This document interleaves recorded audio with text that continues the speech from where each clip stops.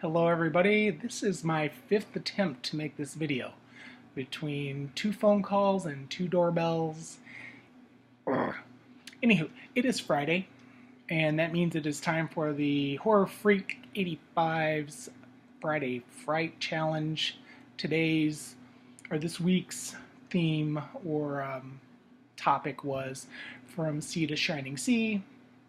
So basically some kind of water horror movie, or a horror movie involving water. I love all kinds of horror movies that deal with water. Piranha, even some of the silly remakes of the Piranha.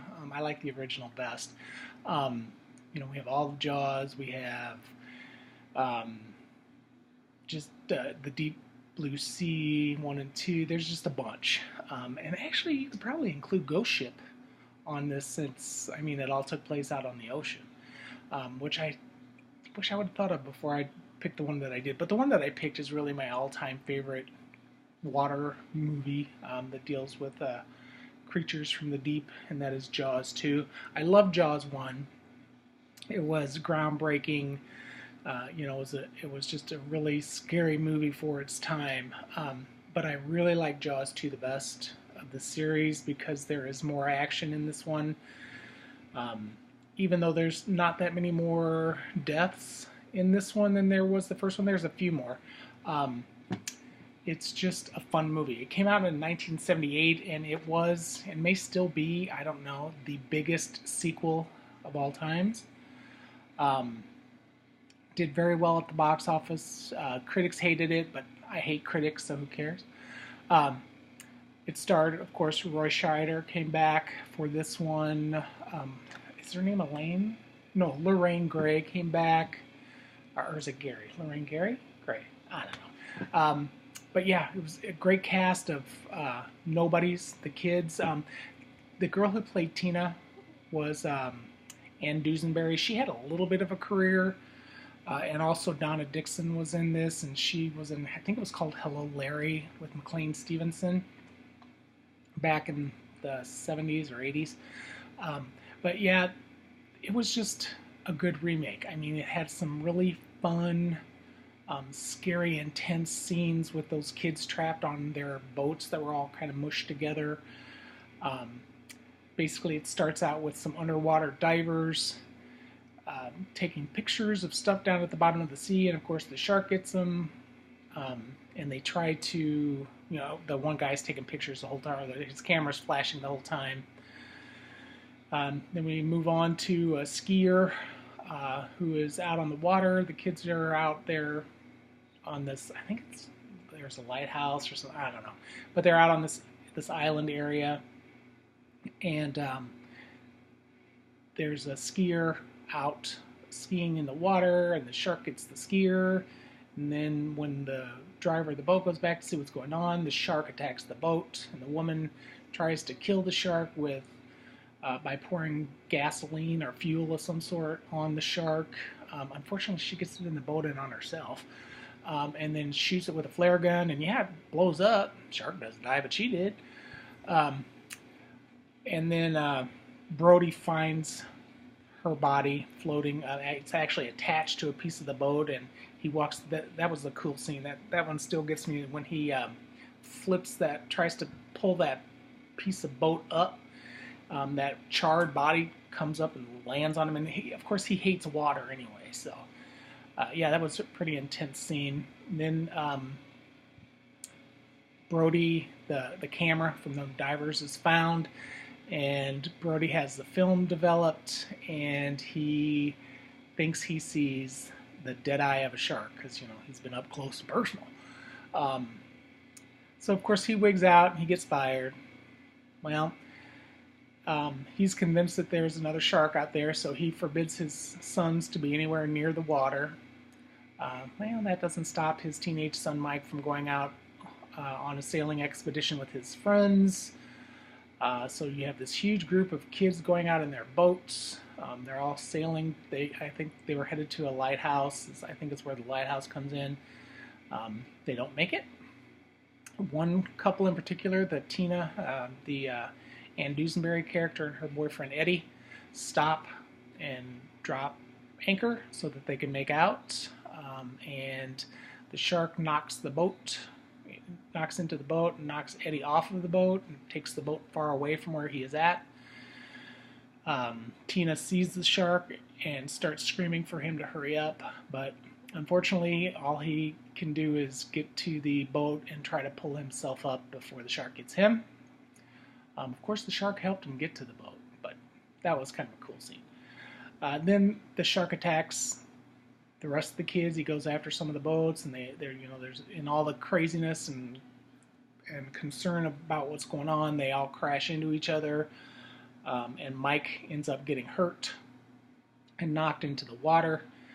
There is one boat with two boys that is not a part of the pileup and or has not been tipped over, so they get Mike out of the water just in the nick of time.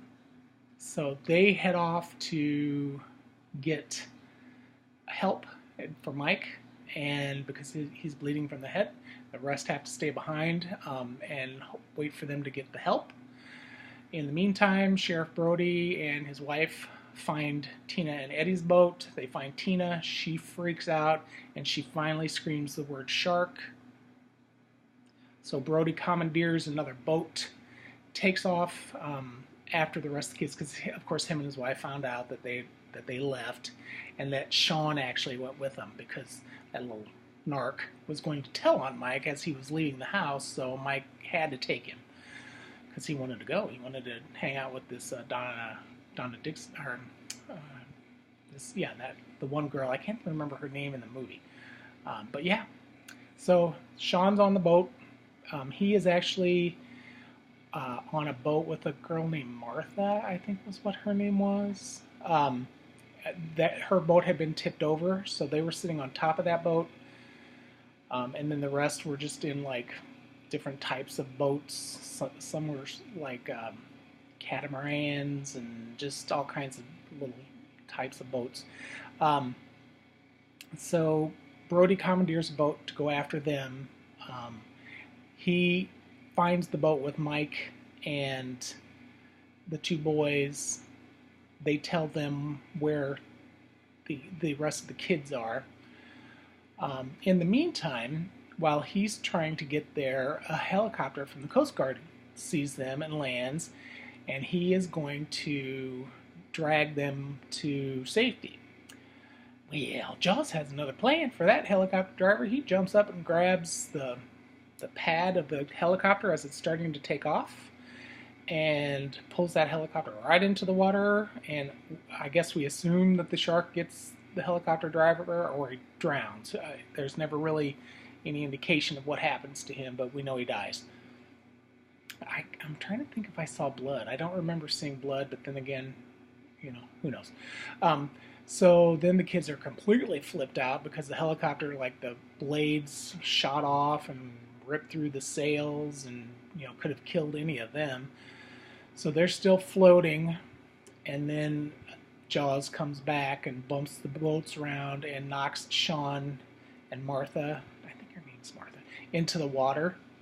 And as they're, Martha gets Sean back up on top of the boat, but as she is trying to get up on the boat, the shark comes up and gets her right in front of Sean, which would be, I think that would be completely traumatizing to see somebody actually get eaten by a shark.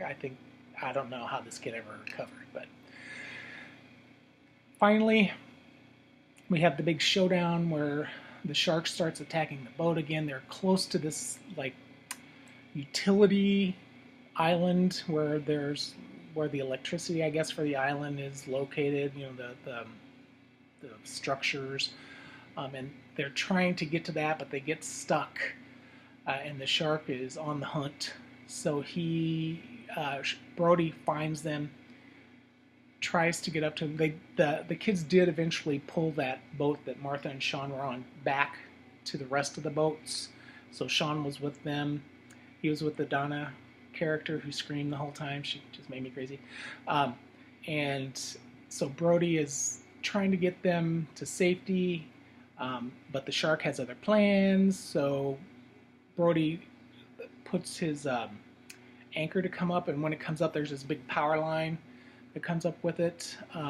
So as the kids are jumping off their boats and swimming to the island, the little island for safety, Brody starts hammering on this big utility thing. It's huge. And the shark jumps up to get Brody, and what he gets is fried. So, yeah, I love this movie. It was so much fun at the theaters. I just really enjoy this movie a lot. So, that is my Friday Fright, guys. Hope all is well. Talk to you later. Bye.